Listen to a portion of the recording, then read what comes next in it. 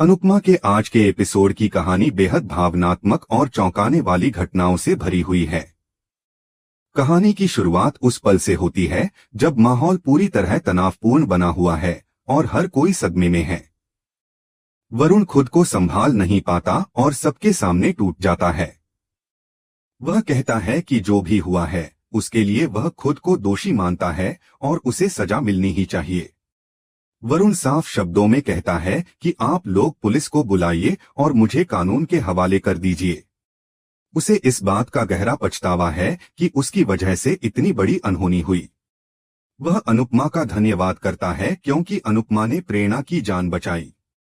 वरुण यह भी कहता है कि वह इस बोझ के साथ जिंदगी नहीं जी पाएगा और बार बार खुद को सजा देने की बात करता है। यह कहते हुए उसकी आंखों से आंसू बहने लगते हैं और वहां मौजूद हर इंसान भावुक हो जाता है। उसी वक्त प्रेरणा भी अपनी बात रखती है। वह कहती है कि उसे पहले से अंदाजा था कि रजनी इस हद तक गिर सकती है। प्रेरणा का गुस्सा और दर्द साफ नजर आता है। वह मांग करती है कि रजनी को उसके किए की सख्त से सख्त सजा मिलनी चाहिए ताकि उसे अपने गुनाहों का एहसास हो सके। भारती भी खुद को रोक नहीं पाती और भावुक होकर कहती है कि उसने रजनी को दिल से अपनी मां जैसा माना था। उसे लगा था कि रजनी का प्यार सच्चा है, लेकिन अब उसे समझ आ गया कि वह सब सिर्फ दिखावा था। भारती कहती है कि ऐसे लोगों को माफ नहीं किया जाना चाहिए और रजनी को जरूर सजा मिलनी चाहिए। प्रेरणा आगे कहती है कि रजनी को ऐसी सजा मिलनी चाहिए कि वह जिंदगी भर दोस्ती के नाम पर किसी को धोखा देने से पहले 100 बार सोचे। सरिता और जसप्रीत भी प्रेरणा की बात से सहमत नजर आती हैं और वे भी यही चाहती हैं कि रजनी को उसके किए का अंजाम भुगतना पड़े। इस दौरान राही भी गुस्से में होती है। वह अनुपमा से कहती है कि इस बार वह पीछे न हटें और रजनी को सजा दिलाकर ही दम लें। राही का गुस्सा जायज है क्योंकि उसकी मां की जान पर बन आई थी। दूसरी तरफ रजनी अपनी दुनिया में है और तभी उसके पास एक फोन कॉल आता है। कॉल पर वरुण होता है। वरुण रजनी से कहता है कि भगवान ने उसके पापों की सजा प्रेरणा को नहीं दी है क्योंकि प्रेरणा बच गई है। यह सुनकर रजनी को थोड़ी राहत मिलती है। लेकिन वरुण आगे कहता है कि अनुपमा अब इस दुनिया में नहीं रही। यह सुनकर रजनी अंदर ही अंदर खुश हो जाती है। वह ऊपर से भगवान को धन्यवाद करती है कि प्रेरणा बच गई, लेकिन मन ही मन अनुपमा की मौत का जश्न मनाती है। रजनी सोचती है कि अब सब कुछ ठीक हो जाएगा और उसके रास्ते की सबसे बड़ी रुकावट हट गई है। उधर प्रेम को जब रजनी के जानलेवा हमले के बारे में पता चलता है तो वह भी भगवान को धन्यवाद करता है कि प्रेरणा सुरक्षित है। लेकिन राही का दर्द और गुस्सा बढ़ता ही जाता है।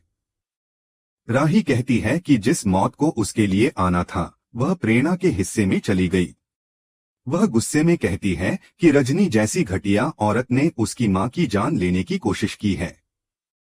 प्रेम यह सुनकर हैरान रह जाता है। राही उसे बताती है कि यह आग कोई हादसा नहीं थी बल्कि रजनी ने जानबूझकर लगवाई थी। प्रेम गुस्से से भर जाता है और कहता है कि वह रजनी को किसी भी हाल में नहीं छोड़ेगा। राही भी कहती है कि रजनी का ऐसा हाल किया जाएगा जिसकी उसने कभी कल्पना भी नहीं की होगी। कहानी यहीं से एक डरावना मोड़ लेती है। दूसरी तरफ रजनी अपने कमरे में चैन की नींद सो रही होती है। अचानक तेज बिजली कड़कने लगती है और माहौल डरावना हो जाता है। रजनी की नींद टूट जाती है और वह घबराकर उठ बैठती है। उसके मन में अजीब सा डर बैठ जाता है। वह खुद से सवाल करती है कि उसे इतना डर क्यों लग रहा है जबकि अनुपमा तो मर चुकी है। तभी अचानक अनुपमा भूत बनकर उसके सामने आ जाती है। अनुपमा कहती है कि वह जिंदगी से हारी है, रजनी से नहीं। यह सुनते ही रजनी के पैरों तले जमीन खिसक जाती है और वह बुरी तरह डर जाती है। अनुपमा धीरे धीरे रजनी के पास आती है और कहती है कि वह वापस लौट आई है। रजनी कांपते हुए पूछती है कि यह कैसे संभव है क्योंकि उसने तो उसे जलाकर मार दिया था और उसका अंतिम संस्कार भी हो चुका है। अनुपमा जवाब देती है कि शरीर को जलाया जा सकता है लेकिन आत्मा को कभी नहीं मारा जा सकता। रजनी की हालत और खराब हो जाती है। वह घबराकर सिक्योरिटी को आवाज लगाने लगती है। अनुपमा उससे सवाल करती है कि उसने उसे क्यों मारा, जबकि वह तो उसकी सहेली थी और उसे अपना मानती थी।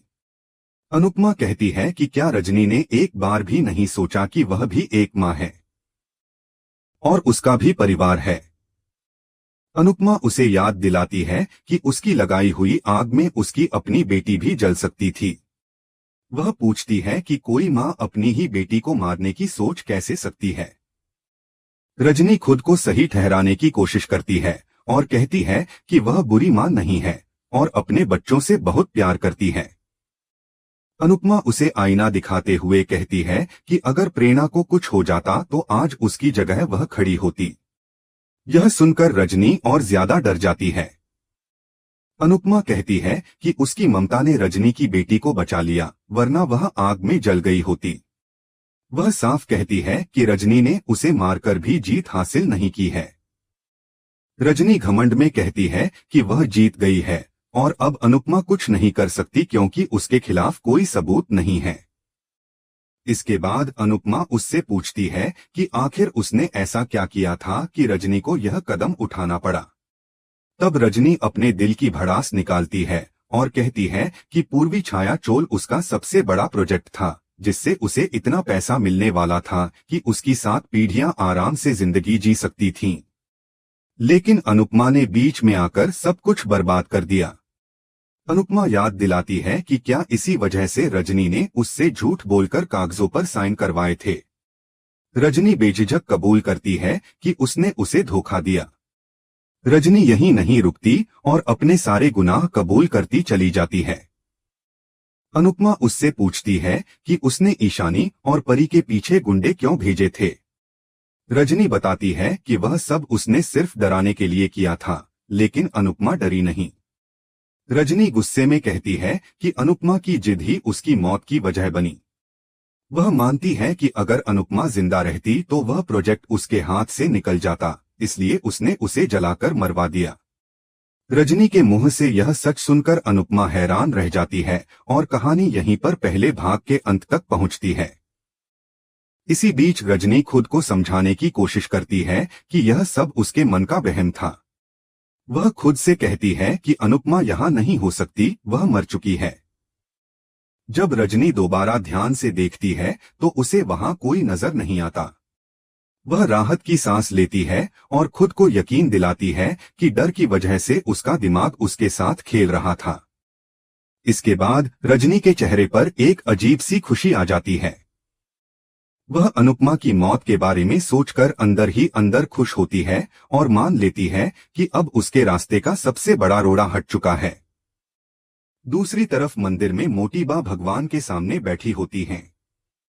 उनकी आंखों से आंसू थमने का नाम नहीं ले रहे। उन्हें इस हालत में देखकर पराग टूट जाता है। वह भावुक होकर कहता है कि कोई भी बेटा अपनी मां के आंसुओं का बोझ नहीं उठा सकता। पराग खुद को हारा हुआ मानता है और कहता है कि आज वह हार गया है क्योंकि वह अपना घर नहीं बचा पाया। ख्याति पराग को संभालते हुए कहती है कि उन्होंने घर नहीं बल्कि संस्कार और परिवार को बचाया है। वह पराग से कहती है कि उसे उन पर गर्व है और पूरा परिवार उनके साथ खड़ा है। ख्याति भगवान पर भरोसा रखने की बात करती है और कहती है कि भगवान सब ठीक कर देंगे। पराग उदास स्वर में कहता है कि एक ही रात में क्या ही बदल जाएगा। तभी प्रेम बीच में बोलता है और कहता है कि दुनिया एक पल में बदल जाती है, इसलिए उम्मीद कभी नहीं छोड़नी चाहिए। यह सुनते ही मोटी बा और ज्यादा टूट जाती हैं और जोर जोर से रोने लगती हैं। प्रेम उनके पास जाकर कहता है कि आप ऐसे कब तक भगवान के सामने बैठकर रोती रहेंगी। तब मोटी बा दर्द भरे शब्दों में कहती हैं कि इंसान सम्मान के लिए जीता है। उन्होंने आज तक शान से जिंदगी जी है और अगर शान से जीना संभव न हो तो शान से मर जाना ही बेहतर होता है। वह कहती हैं कि अब तो श्रीनाथ जी के सामने से उनकी अर्थी ही उठेगी। मोटी बा की यह बात सुनकर अनिल फूट फूट कर रोने लगता है। पराग अनिल को संभालने की कोशिश करता है। अनिल कहता है कि सच बोलने की उन्हें बहुत बड़ी कीमत चुकानी पड़ रही है। इधर मोतीबा लगातार रोते हुए कहती रहती हैं कि वे अब जीना नहीं चाहती। प्रेम यह सुनकर गुस्से में आ जाता है और मोतीबा को डांटते हुए कहता है कि आज के बाद वह ऐसी बातें नहीं करेंगी। प्रेम उन्हें भगवान पर भरोसा रखने के लिए कहता है और समझाता है कि अगर श्रीनाथ जी ने चाहा तो आने वाला कल उनके लिए जीत की खबर लेकर आएगा। उधर चोल में माहौल पूरी तरह बिगड़ा हुआ है। वहां रहने वाले सभी लोग परेशान हैं और एक दूसरे से सवाल कर रहे हैं कि अब वे कहां जाएंगे। गुस्से में आकर लोग अनुपमा को दोष देने लगते हैं। वे कहते हैं कि अनुपमा की वजह से उनका सब कुछ बर्बाद हो गया। तभी सरिता और बाकी लोग वहां पहुंचते हैं। चोल के लोग ताना मारते हुए पूछते हैं कि उनकी महान अनुपमा आखिर कहां है। वे कहते हैं कि वह उन्हें बर्बाद करके चली गई और शायद रजनी से पैसे लेकर भाग गई होगी। इसी दौरान अनुपमा वहां पहुंचती है। सभी की नजरें उस पर टिक जाती हैं। अनुपमा शांत स्वर में कहती है कि उसे सिर्फ 7 घंटे चाहिए और सुबह होते ही वह सब कुछ ठीक कर देगी। यह सुनकर चोल के लोग और भड़क जाते हैं। वे अनुपमा को चुप रहने के लिए कहते हैं और उस पर गुस्सा निकालते हैं। कई लोग कहते हैं कि उन्हें अब अनुपमा चोल में नहीं चाहिए। इसी गुस्से में एक औरत डंडा उठाकर अनुपमा को मारने के लिए आगे बढ़ती है। तभी राही बीच में आकर उस औरत को रोक लेती है। राही का गुस्सा साफ नजर आता है। वह कड़क आवाज में कहती है कि चुपचाप वहीं खड़ी रहो, वरना ऐसा मारूंगी कि चोल गिरने से पहले तुम जमीन पर गिर जाओगी।